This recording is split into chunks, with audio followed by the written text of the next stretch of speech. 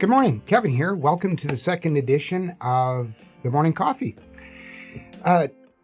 Today is Friday. Happy Friday, everyone. But also, just let me clear this out of the way, it's Pakistan Independence Day. So to all my friends that have immigrated from Pakistan, hope you enjoy the day. It's also World Lizard Day, but you know what? I'm not going to wish a lizard a happy day. Also, unfortunately, only 39 days left of summer. Don't mean to be a Debbie Downer, but yeah, that's the way it is. I'm starting to digress. Can we focus, please? So yeah, I'll stay focused. Today, I want to talk about an article regarding farm safety. So let's bring it up and have a look. I've got the browser loaded, and for those of you that don't know, farm safety, it's not as though it's new, but in Alberta in 2016, everything changed because legislation came into effect regarding workers' compensation for farmers and farm employees, and occupational health and safety legislation as well. It was met by a mixed bag, and there's likely still division over it, and so possibly I might get flamed, but as far as I'm concerned, safety should be number one on everybody's list. That's part of the reason I started the Provoking Safety channel.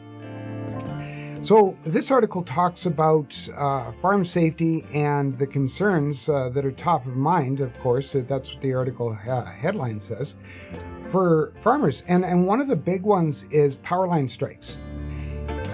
The neat pictogram, if you're looking at the article right now, is that since 1950, the height of the equipment is doubled and changed and got big, but power lines have stayed the same. So as a result, what's happened is power line strikes are on the increase. In fact, they have shown that so far this year, there's been 15 power line contacts in southern Alberta.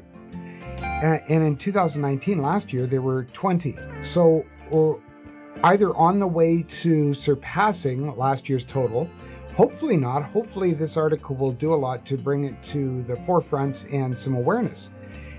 But it goes on, the article's great because it goes on to talk about some of the higher impact or contributing factors to the accidents. And of course, one of them is with grain augers or being up, or box trucks, like dump trucks and sandboxes or silage trucks, etc., and how they're up and they'll strike a power line when their box is up and raised.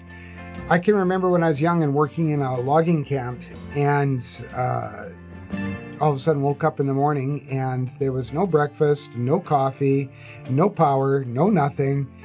And it was because the sand truck had left the box up and struck the power line. And of course, everybody's angry because of the inconvenience, but nobody's really giving a lot of forethought to the fact that this was a highly potentially dangerous situation. And all they were looking at is the inconvenience. Now, fast forward many years later, won't say how many, but many years later, and now we're not looking at inconvenience, we're looking at the safety aspects. So hey, kudos, that's awesome. But here's the question I'm going to ask you.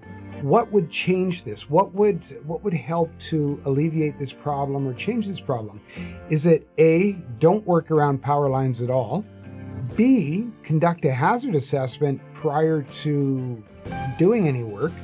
Or C, see if we can petition the government to raise the height of power lines? I'll talk about the answer Monday. How's that sound?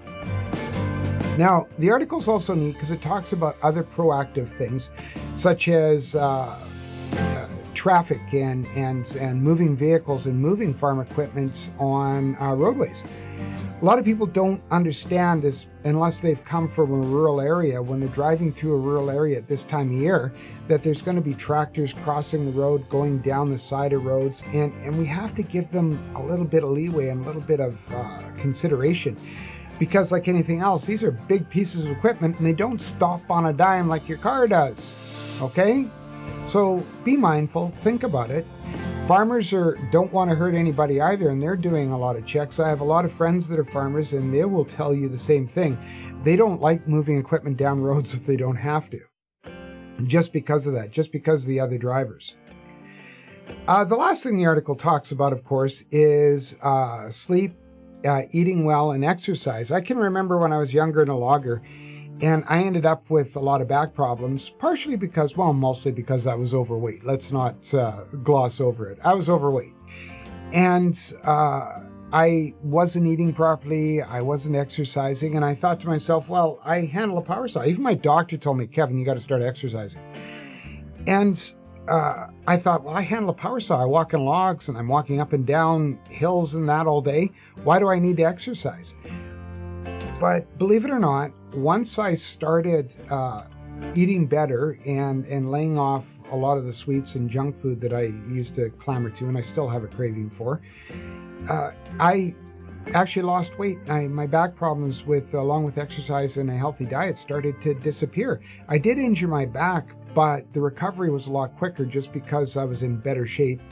And I found later on in life, when I decided to stop exercising again, that I couldn't. I had to keep up a decent, healthy regimen and eat right, and that helped as well. Now, that's just me. I'm not saying to anybody this is what you have to do. I'm just talking about my personal experience. It correlates well with the article. So, that's brings to a close pretty much the morning coffee for today. I just want to once again reiterate, the importance of a hazard assessment. Oh, spoiler alert, maybe I'm giving a hint to the answer. Anyway, that's it for today. Thank you for joining me. Until next time, please remember, think safety, talk safety, do safety. That way we provoke it at home and in the workplace. If you haven't done so already, please hit the subscribe button and click the bell and you'll get a notification. If you liked the video, please give me a thumbs up. If you didn't like it, by all means, go ahead, clobber that thumbs down, but let me know why. Send me a comment, put a comment in the comment section, etc. I appreciate everything that everybody tells me, all their input. Until then, bye for now. Thank you very much for joining me.